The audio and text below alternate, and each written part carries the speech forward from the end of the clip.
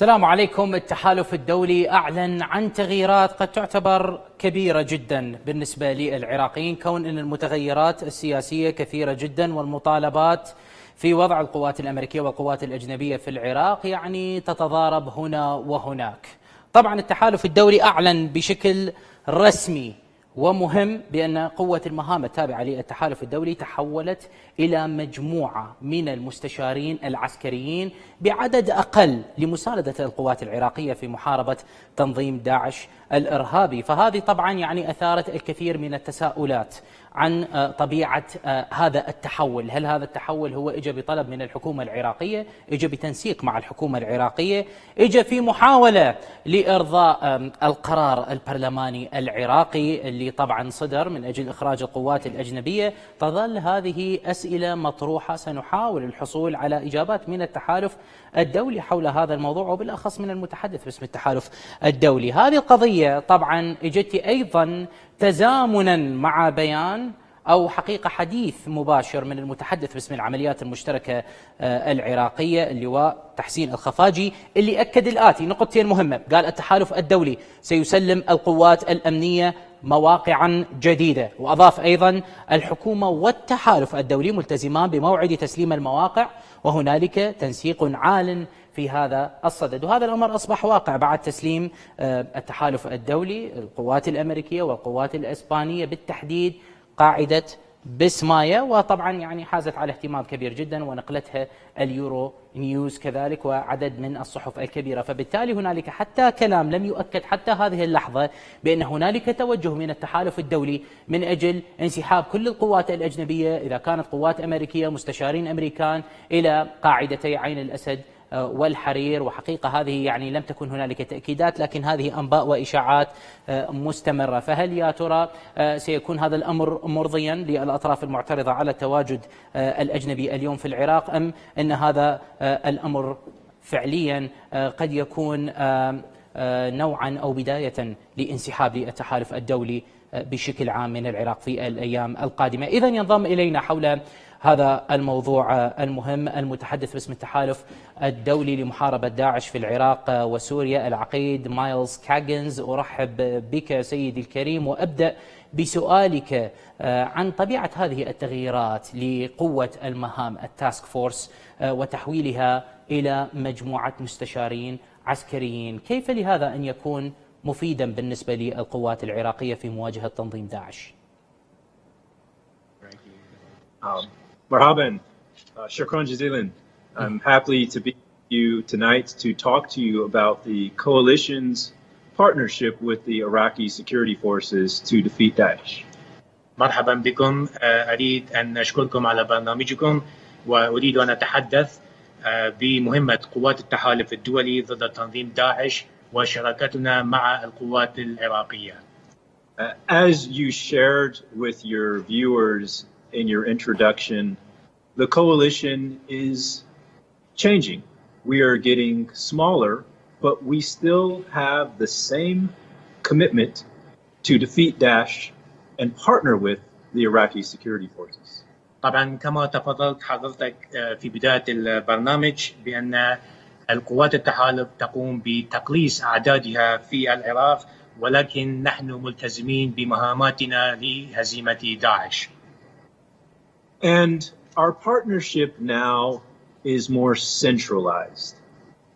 In Baghdad, the coalition headquarters is on the same base as the Iraqi Joint Operations Command headquarters. وطبعا كما تدرون أن شراكتنا في بغداد متمركزة في بغداد، وأن قيادة عملياتنا العسكرية أيضا متواجدة جنبا لجنب مع القوات الأمن العراقية. And at this headquarters, we have a military advisors group. These advisors are from 13 different nations. وطبعا في مركز القيادة العسكرية هناك لدينا العديد من المستشارين العسكريين، وهؤلاء يمثلون 13 دولة في التحالف الدولي. And our advisors from nations like Sweden, New Zealand, United Kingdom, and Finland are partnering with the Iraqi security forces to share intelligence and to coordinate air support and help with planning for missions to defeat Daesh. وطبعا هؤلاء المستشارين العسكريين يمثلون دول عديدة مثل دولة السويد ونيوزيلندا وبريطانيا وفنلندا، وهؤلاء يشاركون معنا ويشاركون القوات الأمن العراقية بتبادل المعلومات الاستخباراتية والاستطلاع الجوي والتخطيط لعمليات عسكرية ضد عناصر تنظيم داعش. طيب، هل هذه التغييرات التي تجري الآن من قبل التحالف الدولي يعني لها علاقة أو جاءت تطبيقا لقرار البرلمان العراقي بإخراج القوات الأجنبية؟ هل هذه هي البداية لتطبيق هذا القرار؟ Yeah.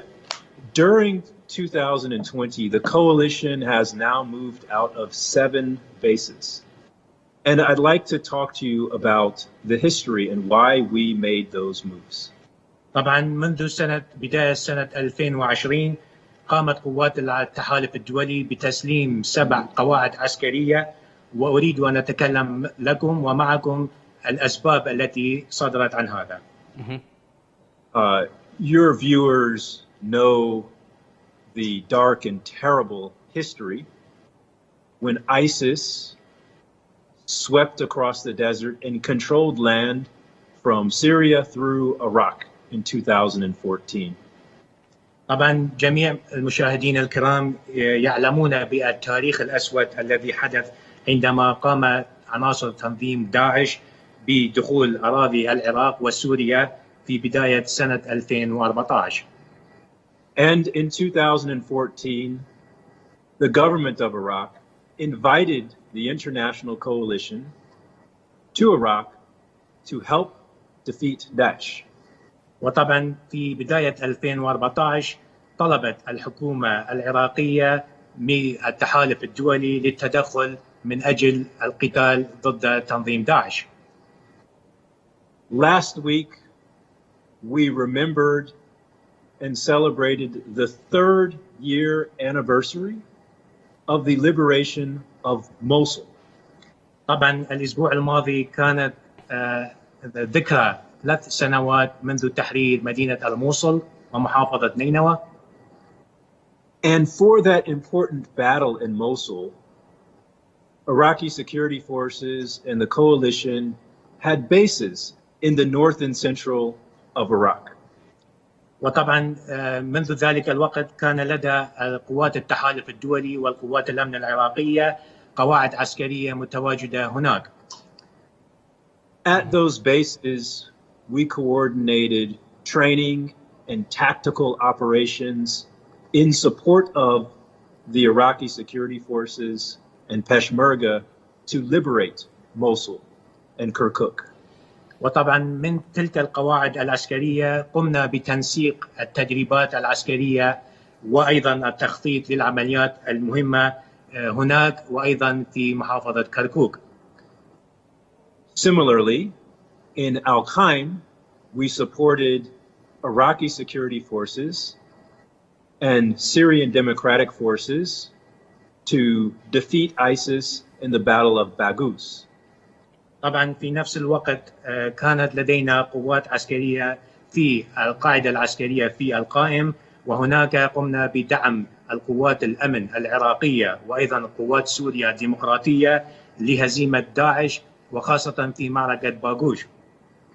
All of these areas are liberated from Daesh now, so the coalition no longer needed bases there because the Iraqi security forces are successful in defeating Daesh. طبعا كل هذه الأراضي تحررت من تنظيم داعش، فلذلك السبب لا تحتاج أي تواجد لقوات التحالف الدولي في هذه القواعد العسكرية، وخاصة عند قيام القوات الأمن العراقية بمهاماتهم بشكل جيد. لكن هنالك كلام سيادة العقيد عن أن الضربات التي تعرضتم لها كتحالف دولي من عدد من الفصائل المسلحة أو الميليشيات كما يطلق عليها في بعض الأحيان يعني كان لها الأثر في هذه الانسحابات والتغييرات الأخيرة. البعض يرى بأنكم تتفادون هذه المواجهة أو طبيعة الخسائر التي قد تتعرضون لها من هذه الأطراف. ما هو ردكم على ذلك؟ Yeah. These decisions were long-planned decisions based on the success of the Iraqi security forces against Daesh. طبعا هذه القرارات اللي قمنا بها كانت فقط بسبب النجاح الذي قامت به قوات الأمن العراقية في عملياتها ضد داعش. Let me give you more detail. On a base, for instance, like Kirkuk, we would have 300 coalition security forces there, and those 300 are providing security and logistics for a small group of advisors, 20 advisors. Why do we need 300 people to protect 20 advisors in a place where the Iraqi security forces are capable of defeating ISIS? خل أعطيك بعض من التفاصيل أيضا. في مثلا على سبيل المثال في محافظة كركوك كانت هناك تواجد 300 جندي أو عسكري يقومون بحراسة 20 مستشار أمني للقوات العراقية. فلماذا نحن نحتاج 300 جندي لكي يقومون بحماية 20 شخص، خاصة في الوقت الذي نرى النجاح الذي يقوم به القوات الأمن العراقية في مهاماتها. All of our moves were done in full coordination with the government of Iraq. And when we moved out of these small compounds inside these bases, we have now transferred nearly $80 million of property to the government of Iraq from the coalition. طبعا كل حركاتنا وقراراتنا كانت منسقة مع الحكومة العراقية، حيث قمنا بتسليم هذه المعسكرات الصغيرة للحكومة العراقية وقوات الأمن العراقية. وفي سبيل المثال قمنا هذه المواقع كانت تمثل 80 مليون دولارا لهذه المواقع.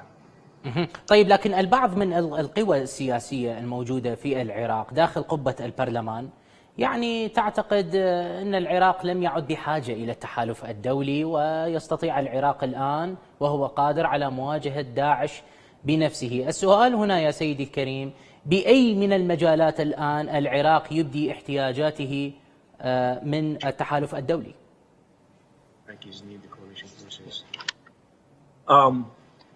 We partner closely with the Iraqi security forces, and as I've mentioned, the Iraqi security forces are already better led, better trained, and better equipped than Daesh. طبعا كل قراراتنا مرة ثانية منسقة مع القوات الأمن العراقية، ونحن نرى في الوقت الحالي أن قوات الأمن العراقية لديهم قيادة ناجحة، وأيضا لديهم أجهزة وعتاد كافي لهزيمة داعش. But here's what the coalition brings. We have about 30 nations that have military contributions to the coalition in Iraq and Syria. ولكن فلأتكلم عن ما يجلبه قوات التحالف الدولي.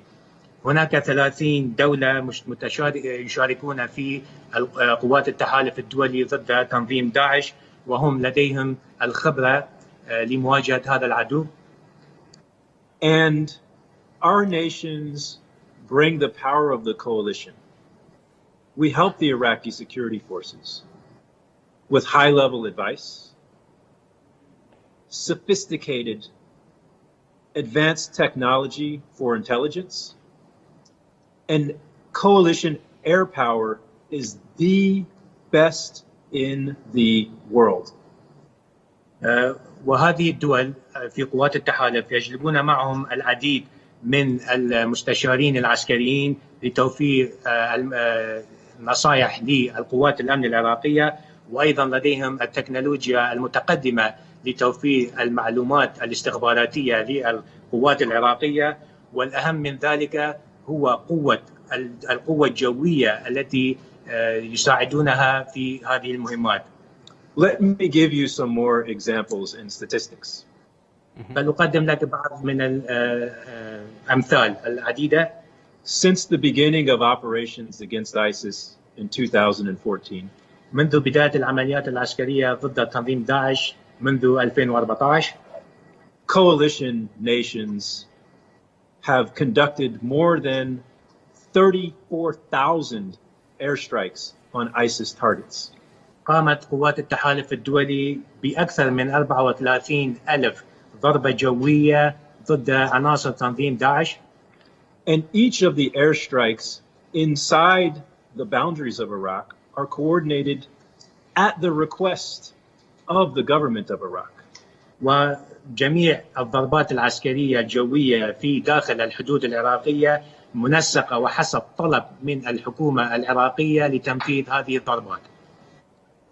We've also helped train Iraqi security forces as well as forces in the Kurdistan region. وأيضا قمنا بمساعدة تدريب القوات الأمن العراقية وأيضا القوات الكردية في أراضي كردستان.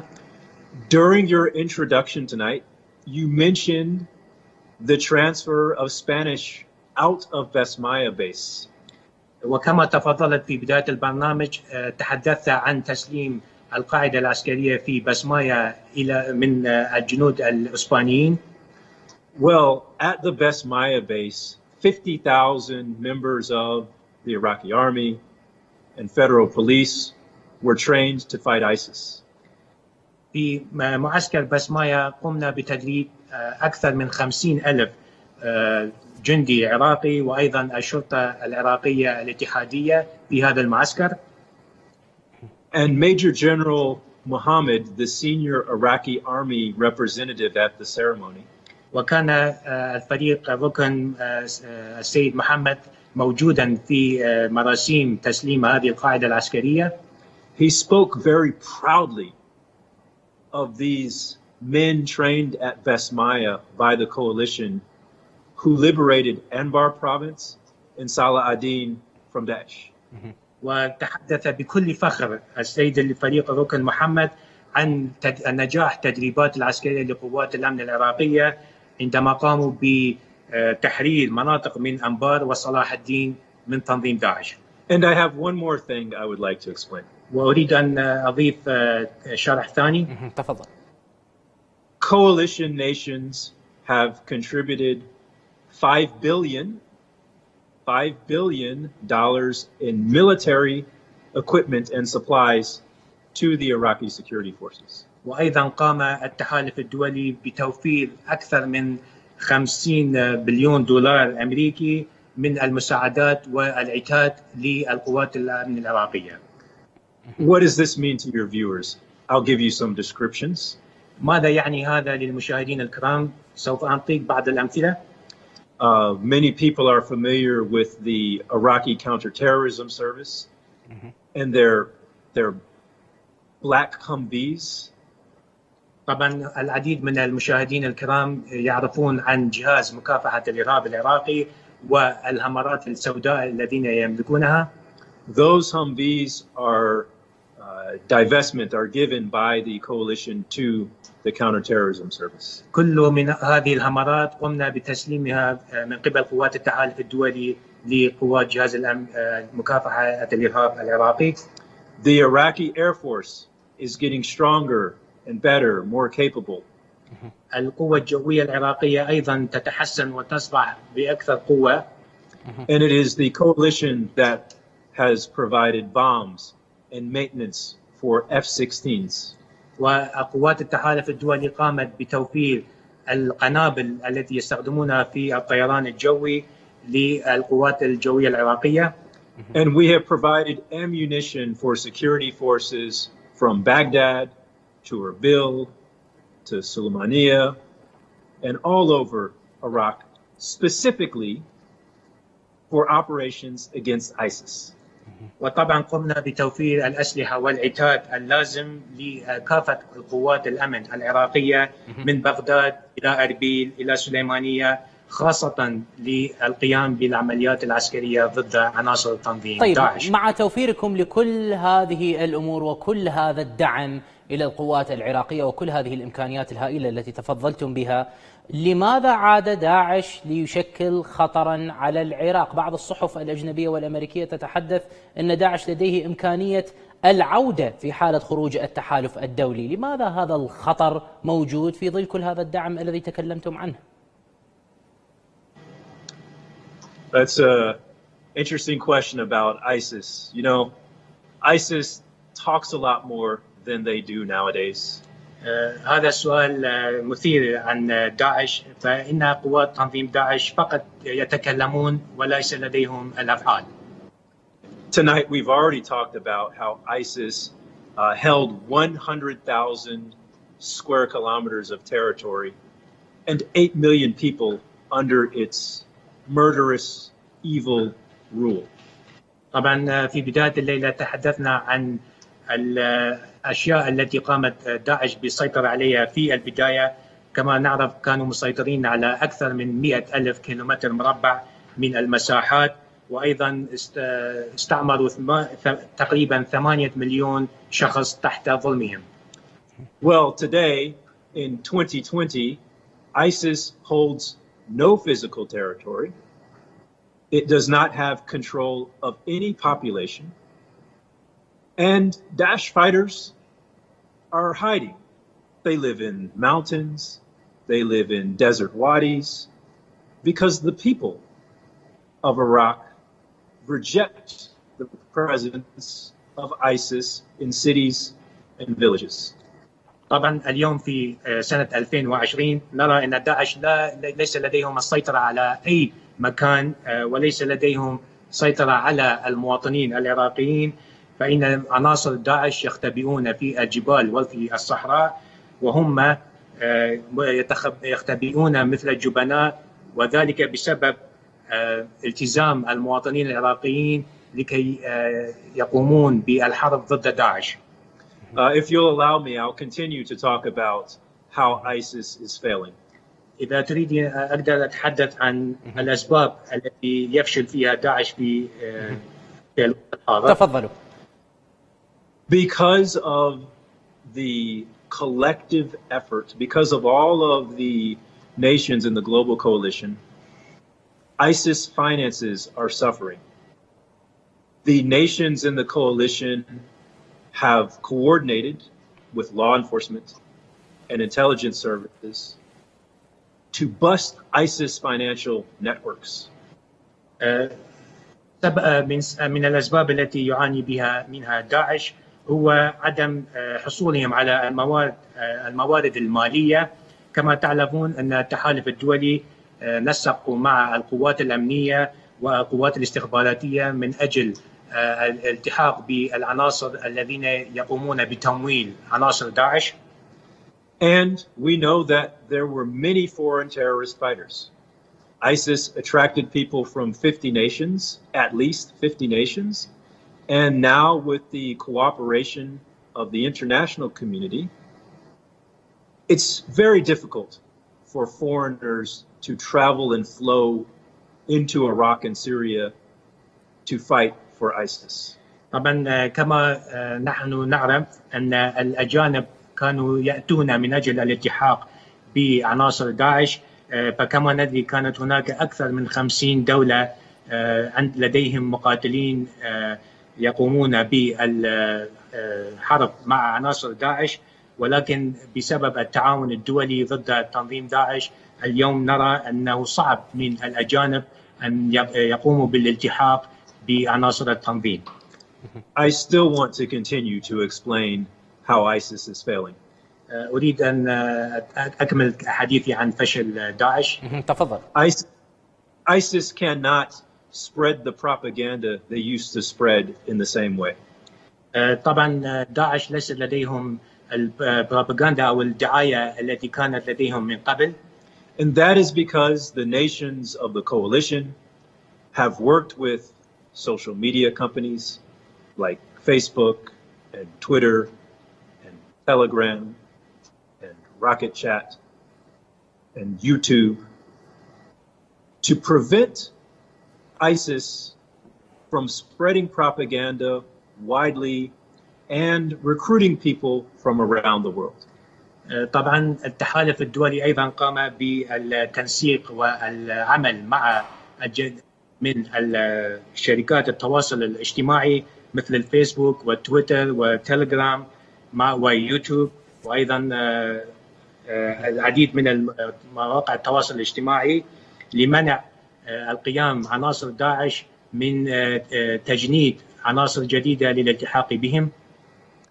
But the last and most important part, ISIS is failing because the security forces in this region, the Iraqi security forces, the Syrian democratic forces, apply continuous pressure on Daesh.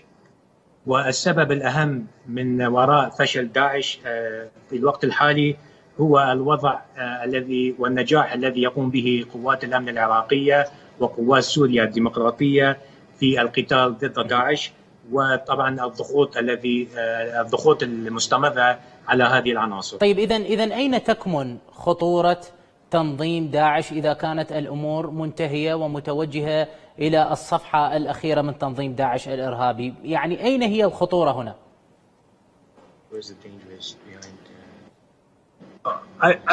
ISIS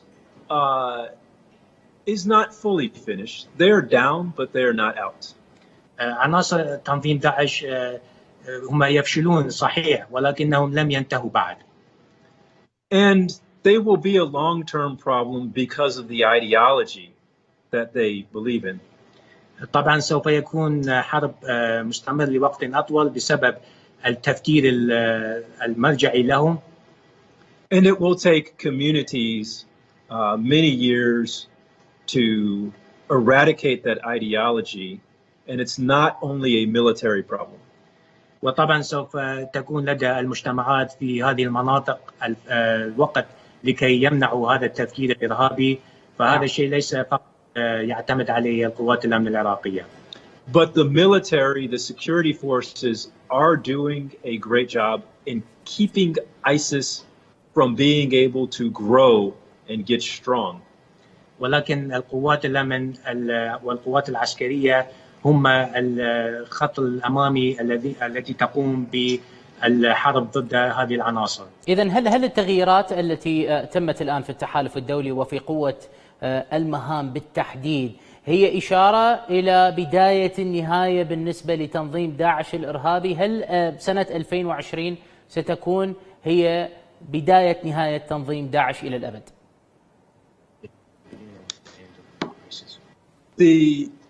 The ISIS is already struggling, but I want to talk to you about the commitment that we have seen from the coalition. طبعا بكل التأكيد أن تنظيم داعش يعاني، ولكن أريد أن أتحدث لكم عن القوات التحالف. Specifically the commitment of our security partners in Iraq and Syria. وخاصة التزامنا مع القوات الأمن العراقية. Just this year, in 2020, the Iraqi security forces have done more than 1,300 missions against ISIS. فقط في منذ بداية سنة 2020 قامت القوات الأمن العراقية بالقيام بأكثر من 1,300 مهمة عسكرية ضد تنظيم داعش. Some of these are large operations that the Iraqi security forces call Heroes of Iraq campaign. بعض من هذه العمليات العسكرية هي كبيرة الحجم كما نعرف بعمليات أبطال العراق. And under the leadership of Prime Minister Kaaظmי, the coalition has seen significant cooperation among all security forces in Iraq. وطبعا تحت حكم السيد رئيس الوزراء السيد الكاظمي نحن نرى تنسيق وشراكة متبادلة بين جميع قوات الأمن العراقية والتحالف الدولي.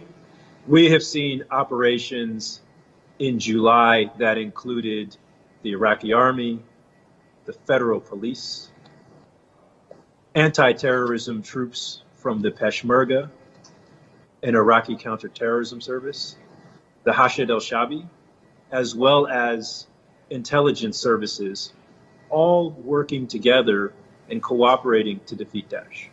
وكما أيضا نرى في هذا الوقت العديد من العمليات العسكرية الجارية في شهر تموز الجاري من قبل القوات جهاز مكافحة الإرهاب العراقي وأيضا جهاز مكافحة الإرهاب للبيشمركة وأيضا قوات الحشد الشعبي بالإضافة إلى الاستخبارات العسكرية.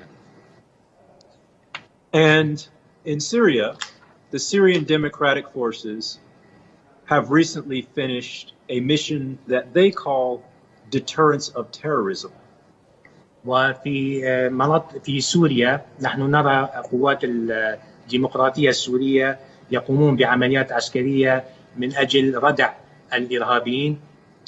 And this cleared out ISIS sleeper cells on the eastern side of the Euphrates River. وهذه العمليات ردع الإرهابيين قامت بتطهير خلايا نائمة من التنظيم الداعش في شرق الفرات.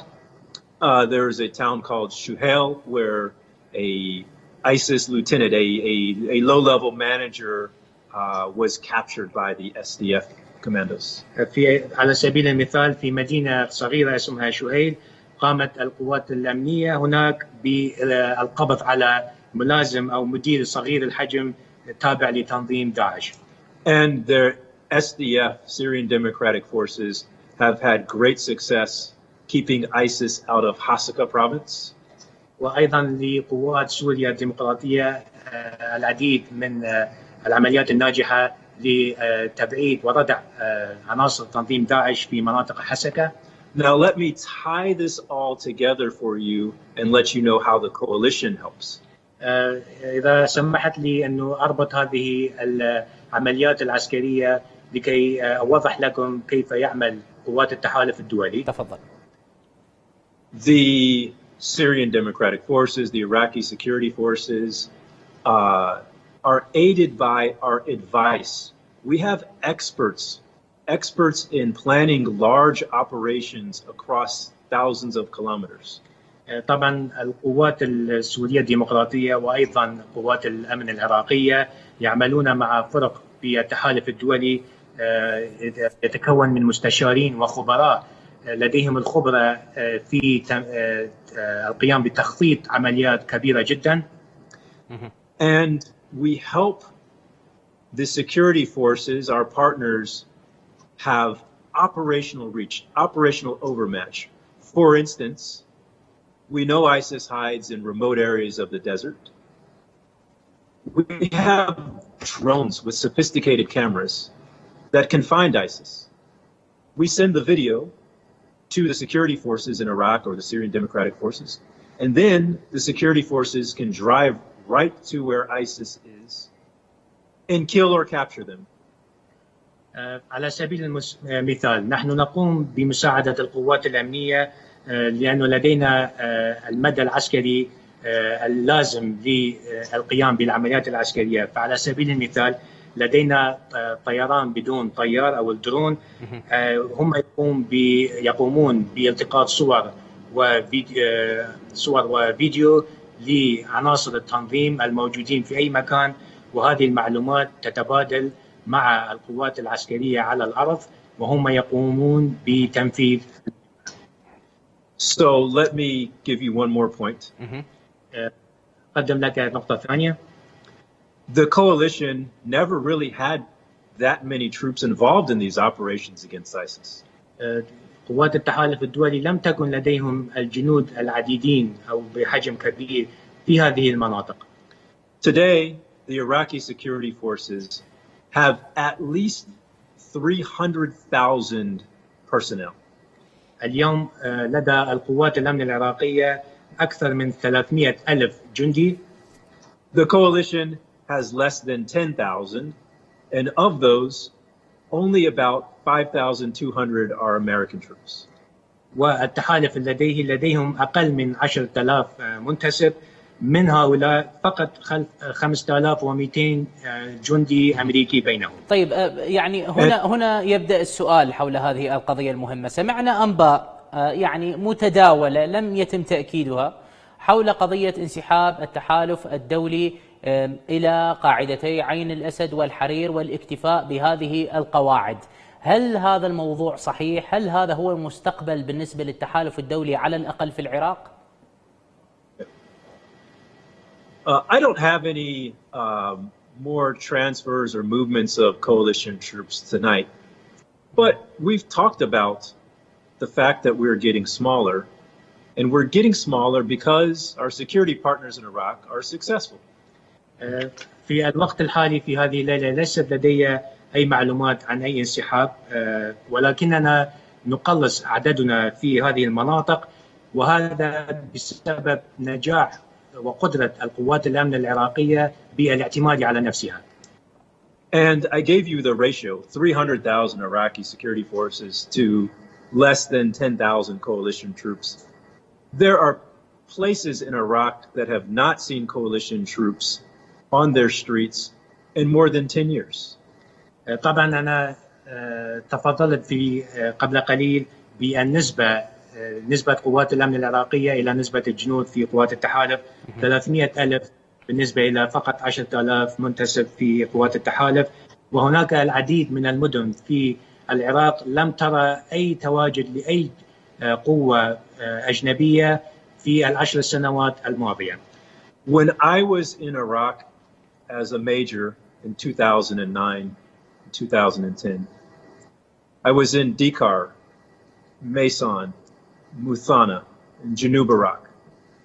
عندما كنت هنا في آخر مرة كنت في رتبة رائد في 2009 إلى 2010 في محافظة ديقار ميسان مثنى في جنوب العراق. And coalition troops are not there anymore. We have no reason to be there because ISIS is in Anbar province and north and central Iraq. طبعا اليوم ليس هناك وجود للتحالف الدولي هناك لأن لا يوجد تواجد لعناصر داعش هناك، إنهم يتواجدون في مناطق الأنبار ومناطق الوسطى في العراق. We have the current level of forces we need to support the security forces in Iraq, and again, everything we do is at the invitation and coordination with the government of Iraq. اليوم لدينا العدد الكافي لكي نقوم بنجاح دعم القوات الأمن العراقية، وكل شيء نقوم به هو على دعوة وطلب من الحكومة العراقية. طيب، لكن هنالك يعني أسئلة كثيرة حول قضية الانسحاب أو تقليل حجم قوات التحالف الدولي. هل هذا انسحاب تكتيكي أم إنكم يعني مضطرون لأن تقوموا بهذا الانسحاب لعدة عوامل جارية على الأرض؟ Well, I've explained to you, we have a campaign plan. We have talked about these movements for many months, and the movements have happened because of the success of the Iraqi security forces. So that's just where it is. There's no surprise, no other reason that we have moved out. طبعا كما شرحت لكم قبل قليل، كل الحركات والأشياء اللي نقوم بها هو مع التنسيق مع الحكومة العراقية، وليس هناك أي سبب إضافي من أجل العدد أو الانسحاب. طيب، ولكن هنالك تهديدات كثيرة تأتي من ميليشيات خارج إطار الدولة، بعض الفصائل المسلحة تهدد التحالف الدولي مرارا وتكرارا. هل أنتم قلقون من هذا الموضوع؟ هل هنالك خطة معينة لردع مثل هذه التهديدات التي هي خارج إطار الدولة وخارج إطار القانون بالنسبة للقانون العراقي؟ Yeah, these threats from militia groups. First, you know, the coalition. Let me continue to explain to your audience, and I know that your audience follows these issues closely on the Today program. نعم، هذه التهديدات من الفصائل المسلحة. خليني أشرح للمشاهدين الكرام اللي هم دائما يشوفون ويشاهدون هذه التهديدات. Coalition troops live inside Iraqi bases, and the Iraqi security forces protect the bases with coalition troops. قوات أو عناصر التحالف الدولي يعيشون داخل المعسكرات في القواعد العسكرية التي يقوم قوات الأمن العراقية بحراستها والشراكة معها. This morning I left Baghdad to travel to Erbil. When I departed the base in Baghdad, the person I waved to and said Maslama was a Iraqi Jundi. في هذا الصباح عندما غادرت القاعدة العسكرية في بغداد وتوجهت إلى أربيل، الشخص الذي أو الجندي الذي سلمت عليه في المعسكر كان جندي عراقي. When I arrived in Erbil, I met a Shirta, and I've talked to Peshmerga here on again, a base that is from the government of Iraq in the Kurdistan region. وعندما وصلت إلى أربيل أيضا نفس الشيء، تحدثت مع عناصر من الشرطة والبيشمركة هنا في أربيل الذي يقومون بحراسة القاعدة العسكرية التابعة للحكومة العراقية والحكومة في كردستان. The Prime Minister of Iraq, Prime Minister Khaddami, has made public statements as part of the United States and Iraq strategic dialogue that the government of Iraq commits to protecting coalition troops on Iraqi bases. وأيضا عندما صرح السيد رئيس الوزراء الكاظمي في خلال الحوار اللي كان يجري بين القوات الجانب الأمريكي وأيضا الجانب العراقي بأن الحكومة العراقية وقوات الأمن العراقية ملتزمون بحماية قوات التحالف الدولي. And simply stated, the coalition's focus is about defeating Daesh. وبكل بساطة نتحدث وجود قوات التحالف الدولي هو من أجل هزيمة عناصر تنظيم داعش. طيب، يعني لدينا الآن حقيقة دقيقة أو دقيقة ونصف من وقت البرنامج. أحتاج منك إجابة واضحة ومختصرة حول طبيعة المستقبل بالنسبة للتحالف الدولي في العراق والخطة القادمة إذا ما تم تطبيق قرار البرلمان وانسحاب قوات التحالف الدولي لأسباب سياسية يعرفها السياسيون. بأي شكل من الأشكال ممكن أن تتأثر القوات العراقية في مواجهة داعش في رأيك إذا ما تم هذا القرار؟ The coalition again is here at the invitation of the government of Iraq.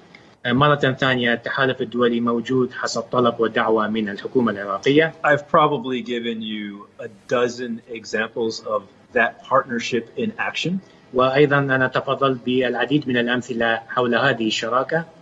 I've reminded your viewers that during the United States-Iraq strategic dialogue, the Prime Minister committed to protecting coalition troops on Iraqi bases. وكما قلت ووضحت للسادة المشاهدين الكرام بأن كما قال السيد وصرح السيد رئيس الوزراء الكاظمي في الحوار الذي جرى بين الحكومة العراقية وممثلين الحكومة الأمريكية بأن القوات والحكومة العراقية ملتزمين على حماية قوات التحالف الدولي. And if you follow my good friend Major General Yahya Rasul on Twitter, you will see him tweet messages talking about cooperation with the coalition to defeat ISIS.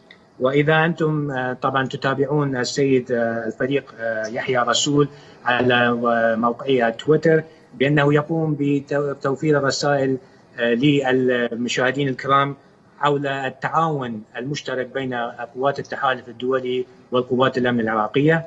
And we remain committed to helping the people of Iraq in this region have long-term peace and security. ونحن في قوات التحالف ملتزمون بمساعدة المواطنين العراقيين لكي نقوم بإنشاء سلام دائمي. إذن كنت معنا عبر السكايب المتحدث باسم التحالف الدولي لمحاربة داعش في العراق وسوريا العقيد مايلز كاغنز. شكرا جزيلا لكم. شكرا جزيلا. مع السلامة. إلى اللقاء. إذن مشاهدينا الكرام بهذا نصل إلى ختام حلقتنا لهذا اليوم. أشكر لكم طيب المتابعة. إلى اللقاء.